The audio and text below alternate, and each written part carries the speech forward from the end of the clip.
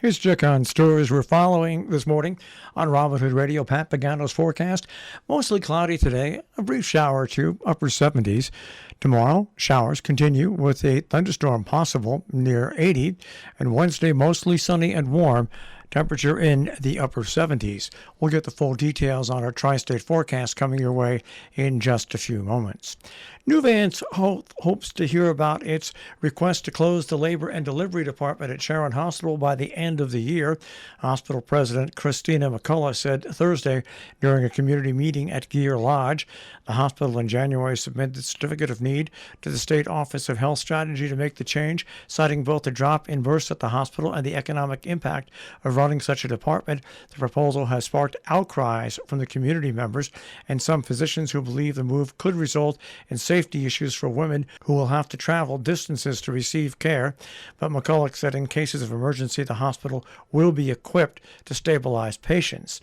The other part of the hospital's transformation plan calls for consolidating the medical surgical unit with the intensive care unit with the goal of being as efficient as we can. McCullough said it'll be called the Mixed Acutely Progressive Care Unit. The application for that change also has been filed with the OHS, and there is still questions about it being posed by the OHS. The Dutchess County Fair, Feed HV, donating 710 pounds of food to nonprofits for food assistance. Once the crowds at the Dutchess County Fair were gone and only vendors remained, a set of 12 volunteers took to the fairgrounds to do some good. Feed Hudson Valley and Red Hook Responds teamed up with the Dutchess County Fair to collect any unused or unsold prepared food products. Feed HV is a regional food rescue and harvesting network that serves Dutchess, Ulster, Orange, Putnam, Columbia, Greene, and Sullivan counties. The Hudson Valley Agribusiness Development Corporation program works to provide local nonprofits and food assistance programs like food pantries, shelters, soup kitchens with locally grown and prepared food. The program reached out to vendors to ask if they'd be willing to donate. Volunteers collected over 710 pounds of food that was shared with their food assistance programs and other nonprofits. According to a press release, more than 20 of the fair's vendors donated their unused and unprepared foods, including corn, potatoes, garlic, breads, cheese, eggs, brisket, dumplings, jelly, prepared pastas, and more. Once the donated food was organized and the volunteer agency Red Hook Response, food was donated to organizations in both Poughkeepsie and Pine Plains. Out of Great Barrington, Robert Ruthell was doing research on the internet recently when he came across a group of locksmiths who claimed to serve customers in Great Barrington.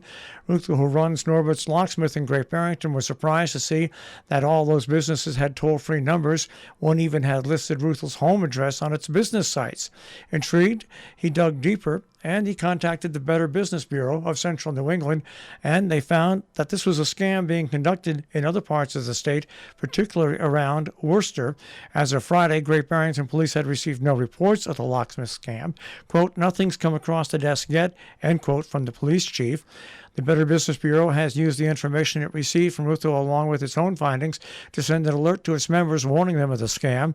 The Better Business Bureau of Central New England covers 225 municipalities from Worcester County to the New York state line, along with parts of Middlesex County and 7 towns in Connecticut. Change is coming to the historic Mahalia block in Great Barrington. Rents, they'll be going up. A developer poised to buy the historic Mahalia block is pledging to help tenants who face dislocation and higher rents.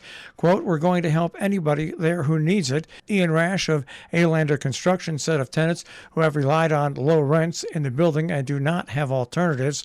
Alexander will likely close this month on the sale of the property with its 12 apartments, 7 of which are occupied, multiple offices and street-level retail storefronts.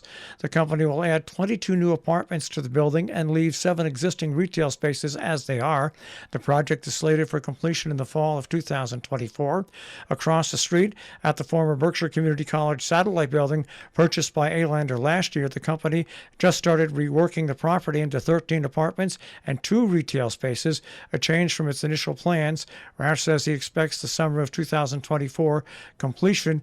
All in all, Alander is poised to renovate 2 deteriorating downtown buildings, creating 35 rental apartments. Work to the Mahalia building, whose systems have long been failing, is set to begin in November. They say they plan to help some of the Haley tenants find alternate housing and may offer temporary rent assistance. Office tenants also will have to move. They're on the second floor spaces that Alander will convert into apartments. Both buildings will be sustainably built, also reducing living expenses for tenants, they added. Taking a look at some local meetings going on this week, Region 1 Board of Education has their regular meeting tonight at 6:30. In Sharon at 4 p.m., the Inland Wetlands Commission. At 6:30, the Sharon Park and Recreation. At 6:30, Sharon Parks and Recreation tonight. Also tonight at 6:30, the Sharon Board of Education. That meeting is set for 7 p.m. In Salisbury at 5 p.m., the Board of Selectmen meet tonight at 5:30. Salisbury Pathways Committee at 6:30, Inland and Wetlands and Watercourse Commission. Coming up in Falls Village, the Board of Finance meets at 6:30. The Board of Selectmen meet at 7 p.m. In Cornwall tonight at 6:30, the Park and Recreation meeting will be held. In Kent, the Historic District Commission has their regular meeting at 5. In Kent, the Historic District Commission has their regular meeting at 5 p.m.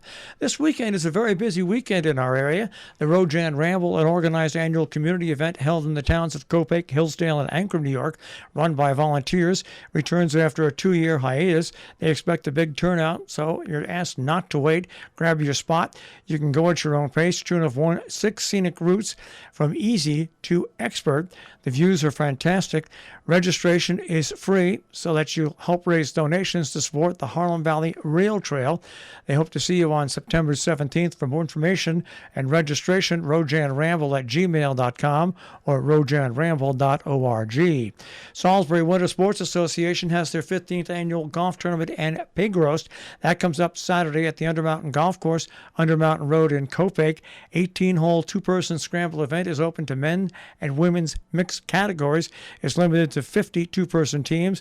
There'll be 2 shotgun starts, one at 8 a.m., the other at 1 p.m. Registration, and you pay in advance by contacting Trish at the Undermountain Golf Course at 518-329-4444. The second annual Hudson Valley Rodeo, presented by the Amin USA Community Organization, powered by the Saddle Ridge Community Foundation, will be held on Saturday at Keene Stud in Amenia. Doors open at 12 noon. Some of the best cowboys from the East will compete against Western cowboys in a nationwide competition of top hands. The rodeo will be topped off with an evening concert featuring award-winning country music star Brett Young and special guest Matt Ferranti. All net proceeds from the community event will benefit the Amin USA Community Organization and their programs. For tickets and more information on the web, eventbrite.com/e/Hudson-Valley-rodeo-concert-tickets -323-586274-257, or just go to their website for the Hudson Valley Rodeo. Hillsdale Antique Car Show expects dozens of antique and classic cars on September 18th. The second annual car show will feature dozens of classic and vintage vehicles whose owners will vie for trophies in 20 categories. Pre-1990 cars, trucks, and motorcycles will fill the Hamlet Park southwest of Routes 22 and 23 Light, along with the sounds of the popular local band Lucky Bucket. The show will take place from 9 a.m. to 3 p.m. The rain date is the 25th. Vehicles will compete for Best Show, People's Choice, Best Import, Best Restoration Work in Progress, Best Motorcycle, Best Engine, Best Paint, Best Truck, among other awards. Last year's show attracted owners of muscle cars, sedans, coupes, pickups from the 1940s through the 1980s. By the way, the public is welcome. It's free of charge. Our business brief is underwritten by Morgan's at the Interlaken, interlakeninn.com. They have a regular menu, a tapas menu, and of course, they have dinner specials nightly, interlakeninn.com. Also by Salisbury Bank, salisburybank.com. Dow Jones Industrial Average will start off today at 32,151.71, the Nasdaq at 12,112.31, and the S&P 500 at 4,067.36. We'll take a look at the tri-state forecast. That'll come your way in just a few moments.